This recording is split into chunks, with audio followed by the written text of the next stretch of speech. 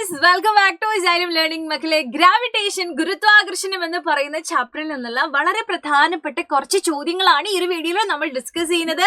നമ്മുടെ വരാനിരിക്കുന്ന ക്രിസ്മസ് എക്സാമിന് ഏറ്റവും കൂടുതൽ ഫിസിക്സിൽ നിന്ന് ഏത് പാഠത്തിൽ നിന്നാണ് ചോദ്യം എന്ന് ചോദിച്ചാൽ അത് ഗ്രാവിറ്റേഷൻ ഗുരുത്വാകർഷണമാണ്. സോ നമുക്ക് ഈ ഒരു ചാപ്റ്ററിൽ നിന്നും എല്ലാ ചോദ്യത്തിനും അടിപൊളിയായിട്ട് ഉത്തരം എഴുതാൻ പറ്റണം, എല്ലാത്തിനും നല്ല മാർക്കും കിട്ടണം. സോ അതാണ് നമ്മുടെ ലക്ഷ്യം. അത് മാത്രമല്ല, നമ്മുടെ അശ്രദ്ധ കാരണം ഒരു മാർക്ക് പോലും നമുക്ക് ഈ ഒരു പാഠത്തിൽ നിന്ന് നഷ്ടപ്പെടാൻ പാടില്ല, കാരണം അത്രയും സിമ്പിൾ ആയിട്ടുള്ള പാഠമാണ്. സോ ഉറപ്പായിട്ടും നിങ്ങളോട് ചോദിക്കുന്ന ഒരു ചോദ്യമാണ് ഗ്രാവിറ്റേഷണൽ ഫോഴ്സ് അല്ലെങ്കിൽ ഗുരുത്വാകർഷണ ബലം കണ്ടുപിടിക്കുക എന്നുള്ള ചോദ്യം. നമ്മൾ വിചാരിക്കുക എനിക്ക് ഭയങ്കര സിമ്പിൾ ആണ്, പക്ഷെ ചിലപ്പോൾ നമുക്ക് ചില മാത്തമാറ്റിക്കൽ കാര്യങ്ങൾ അറിയാത്ത പക്ഷം നമുക്ക് എന്ത് ചെയ്യും, ആൻസർ പോവും അല്ലെ, ആൻസർ തെറ്റിപ്പോവും, മാർക്ക് പോവും. സോ അങ്ങനെ അത് ക്ലിയർ ആക്കാൻ വേണ്ടിയിട്ടാണ് ഇന്ന് നമ്മൾ ഉദ്ദേശിക്കുന്നത്. സോ നമുക്ക് ചോദ്യത്തിലേക്ക് പോകാം. നോക്കിയോ, 40 കിലോ 50 കിലോ എന്നിങ്ങനെ മാസുള്ള രണ്ടാൾക്കാരുണ്ട്.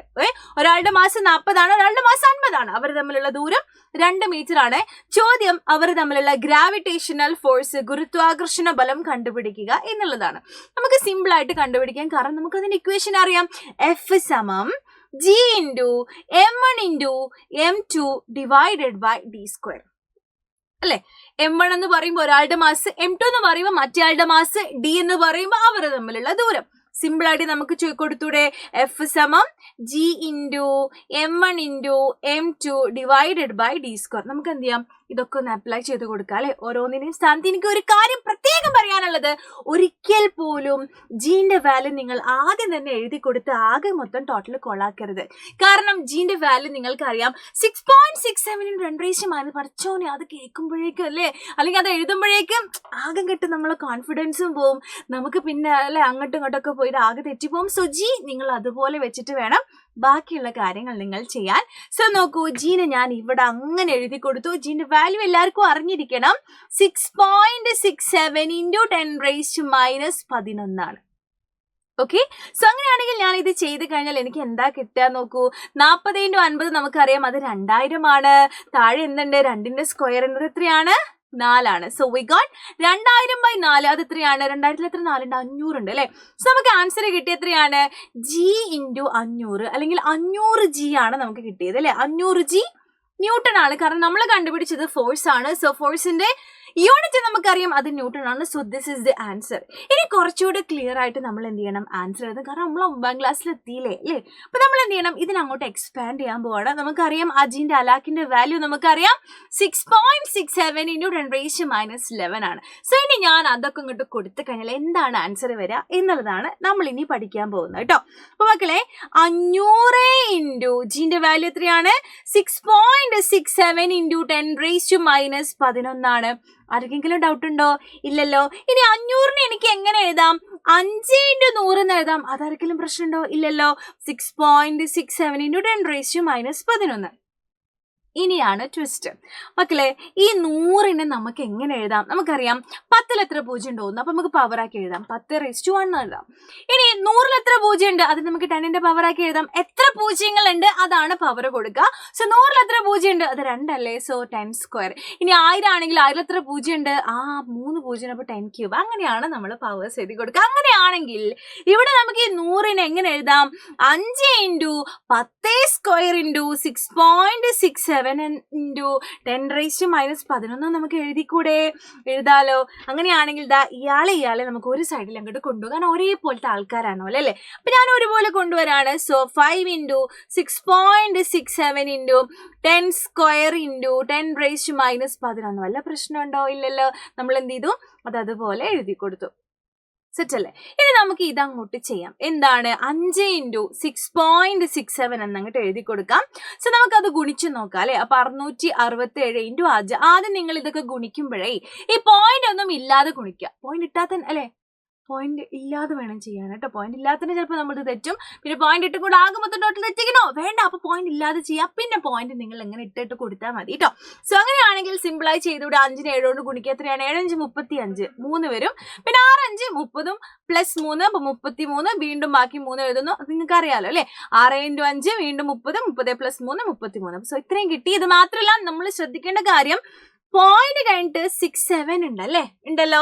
പോയിന്റ് കഴിഞ്ഞിട്ട് 2 നമ്പർ ഉണ്ട്, അതിനെയാണ് നമ്മൾ ഈ ഗുണിക്കുന്നത്, പോയിന്റ് ഇല്ലാതെ അല്ലെ. അപ്പൊ അങ്ങനെയാണെങ്കിൽ നമ്മൾ ആൻസറിൽ എന്ത് വേണം, പോയിന്റ് വേണം, അത് നമ്മുടെ നിർബന്ധമാണ്. അപ്പൊ എങ്ങനെ പോയിന്റ് ഇട്ടെടുക്കും, അതിന് നിങ്ങൾ ഇങ്ങോട്ട് നോക്കുക, പോയിന്റ് കഴിഞ്ഞിട്ട് എത്ര നമ്പർ ഉണ്ട്, 2 നമ്പർ ഉണ്ട്. സോ നമ്മുടെ ആൻസറിലും പോയിന്റ് കഴിഞ്ഞിട്ട് 2 നമ്പർ വേണം.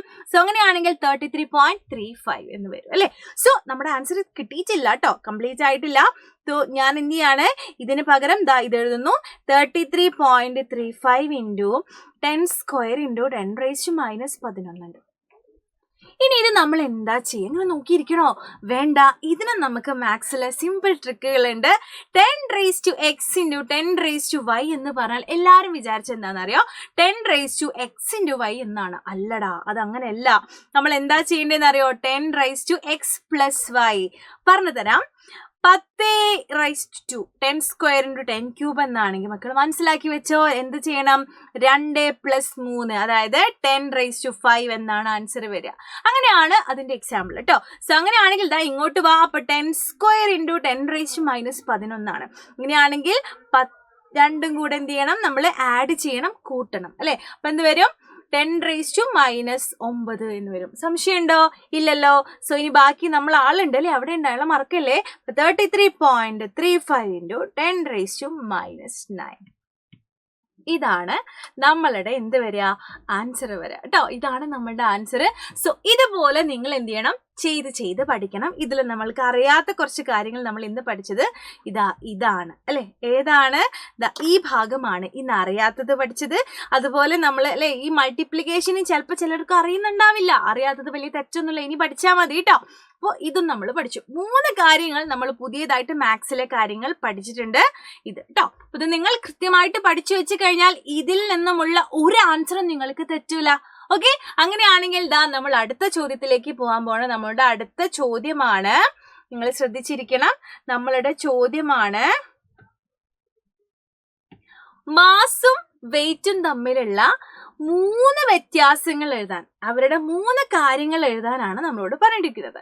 അപ്പൊ സിമ്പിളായിട്ട് നമുക്ക് എഴുതിക്കൂടെ, ഒരുപാട് നിങ്ങൾക്ക് കാണാൻ പറ്റും. മാസ് എന്ന് പറഞ്ഞാൽ എന്താണ്, എമൗണ്ട് ഓഫ് മാറ്റർ അല്ലെ, അതിൽ അടങ്ങിയിട്ടുള്ള അതിന്റെ അളവിനെയാണ് നമ്മൾ എന്ത് പറയാ, അതിന്റെ മാസ് എന്ന് പറഞ്ഞത്. അപ്പൊ പഞ്ചസാര 1 കിലോ എന്ന് പറഞ്ഞാൽ ആ പഞ്ചസാരന്റെ തരി അല്ലെ, പഞ്ചസാരന്റെ തരികളെല്ലാം കൂടി, പഞ്ചസാരന്റെ ആൾക്കാർ എത്രത്തോളം അതിലുണ്ട്, അതിന്റെ ക്വാണ്ടിറ്റിനെയാണ് നമ്മൾ മാസ് എന്ന് വിളിക്കുന്നത്. എന്നാൽ വെയിറ്റ്, ഭാരം എന്ന് പറയുമ്പോഴോ എന്താണ്, അതിനെ ഭൂമി എത്രത്തോളം ആകർഷിക്കുന്നുണ്ട് അതിന്റെ അളവിനെയാണ് നമ്മൾ വെയിറ്റ് അല്ലെങ്കിൽ ഭാരം എന്ന് പറയുന്നത് അല്ലെ. ഇനി നോക്കൂ, വെയിറ്റിന് ഇക്വേഷൻ ഉണ്ട്, m×g ആണ്.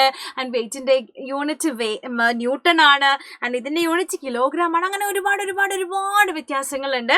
മാസ് അളക്കാൻ നമ്മൾ കോമൺ ബാലൻസ് ആണ് ഉപയോഗിക്കുക, വെയിറ്റ് അളക്കാൻ അതാണോ അല്ല, സ്പ്രിംഗ് ബാലൻസ്. അങ്ങനെ ഇഷ്ടം പോലെ എക്സാമ്പിൾസ് നിങ്ങൾക്ക് എഴുതാം. ഇനി ഒരാൾ കൂടെ ഞാൻ ഇവിടെ ആഡ് ചെയ്യാണ്. മാസ് എന്ന് പറയുന്നത് സ്കെയിലാർ ക്വാണ്ടിറ്റി ആണ്, അതായത് അതിശ അളവാണ്. എന്നാൽ വെയിറ്റ്, ഭാരം എന്ന് പറയുന്നത് അതൊരു വെക്റ്റർ ക്വാണ്ടിറ്റി ആണ്, അല്ലെങ്കിൽ സദിശ അളവാണ്. ശ്രദ്ധിക്കുക കേട്ടോ.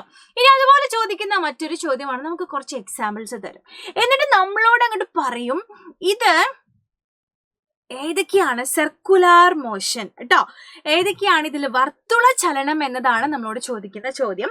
അങ്ങനത്തെ കേസിൽ നമ്മൾ എന്താ ചെയ്യേണ്ടത്, നമ്മൾ ഉദാഹരണങ്ങൾ നന്നായിട്ട് വായിച്ചു നോക്കിയോ.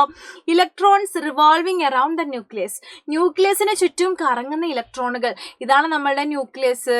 അതിനു ചുറ്റും ഇലക്ട്രോൺസ് ഇങ്ങനെ കറങ്ങുകയാണ് അല്ലെ, സർക്കുലാർ പാത്തിലൂടെയാണ് അവരിങ്ങനെ കറങ്ങിക്കൊണ്ടിരിക്കുന്നത്. അതുകൊണ്ട് തന്നെ അതെന്താണ്, സർക്കുലാർ മോഷൻ ആണ്.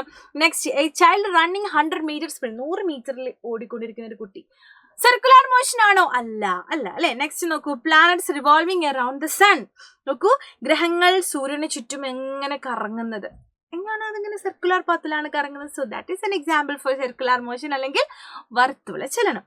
ഇനി 2 എക്സാമ്പിൾസ് ഉണ്ട് കേട്ടോ, 2 ഉണ്ട്. ഇത് രണ്ടും വായിച്ചു നോക്കിയിട്ട് നിങ്ങൾ എഴുതണം ഇതിലേതാണ് സർക്കുലാർ മോഷൻ കേട്ടോ.